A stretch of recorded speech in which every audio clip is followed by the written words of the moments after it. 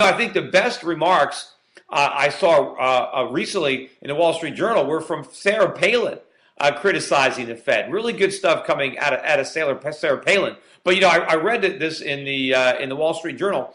Elections 2 weeks ago, most of their favorite candidates had the Mama Grizzly in their corner when they won. But now the thriller from Wasilla is fighting someone who is not even running for elective office, Federal Reserve Chairman Ben Bernanke. Former Governor Sarah Palin joins us now.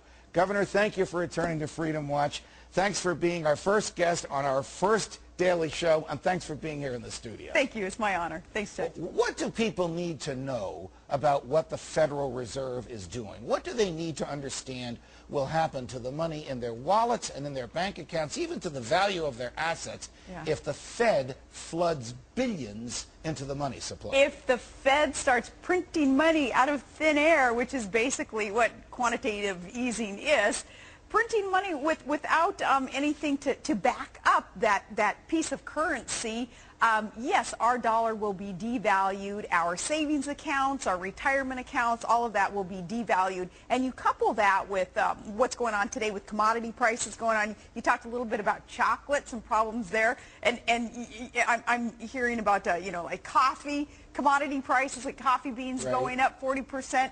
Well, we're going to look at inflation is what we're going to see as a result of the quantitative easing, commodity prices going up, and then the unpredictable volatility of the world. There could be an activity that takes place that really drives inflation. There's a supermarket out near where I live, which is owned by staunch libertarians, one of the reasons I'm happy to shop there.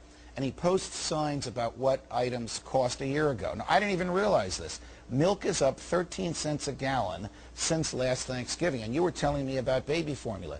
Do you think that the consumer recognizes the insidious role that the government itself plays in causing the value of the dollar to go down and the price of everything to go up? Yeah, I think that the public does understand that because many of us are studiers of history and we see what has gone on in our country and in other countries over all these years. We see what can work. We see what doesn't work. If Germany even is a country that today is warning us that quantitative easing and printing this money out of thin air, that we better rethink what the Fed is doing right now. If even Germany is warning us, then that is a signal that we need to step back and that the public has a right to question what the Fed is doing. The public has a right to question what the Fed is doing. You and I have talked before about how the Fed should be audited. Our mutual friend Congressman Ron Paul and our mutual friend Senator Jim DeMint proposed legislation to have it audited. It was oh so close to getting passed. They knocked it out in a conference committee after it had passed both houses of Congress.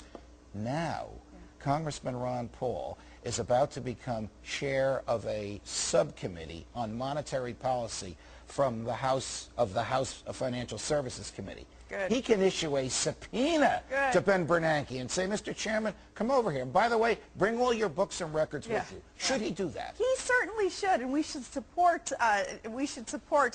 Ron Paul doing this because the Fed, the way that it's going today, at some point here, especially with the quantitative easing that we see, number 2, we're going to see about $3 trillion on the Fed's books. That's about 20% of our GDP. We're going to be in the same category as Japan. 23% of their GDP it was manipulated through their monetary policy that was changed kind of the same way that we're doing this. And, we're going to be in the same category as Japan, which is known for having this weak decade lost because of the things that they're doing. We're repeating what it is that they're doing, which was failure. I suspect that we both read a great book called 1984. Oh, God. A harrowing, terrifying view of the future, written right at the end of World War II by George Orwell, a British socialist, by the way. One of the things that he complains about in there is newspeak, creating new words to mean things. So we have this quantitative easing. What it really is the Federal Reserve creating money out of thin air and shoving it into the marketplace. They call it quantitative easing so that it will sound like it's fancy and good, and if the government's doing it, it must be good. But people need to know what it really is. They need to know what it is and how Orwellian it really is. And, I think, Judge, what you're doing and what hopefully I get to participate in, too, is speaking in layman's terms, explaining, especially to the young people, what is going on with the Federal Reserve and hang in there with me when I talk about this, how important it is that the young people realize that we need to start asking, where did our country start going wrong in terms of penalizing the productive, right, in terms of being prejudiced against those who are the job creators, the wealth owners, because they are the ones who are most productive in a lot of sense, and they are to be rewarded for their work ethic. And instead, what government, what Obama, Pelosi, Reid are doing, they're prejudiced against these job creators. They're punishing them, and that's eroding the work ethic that we hopefully will be raising our children with.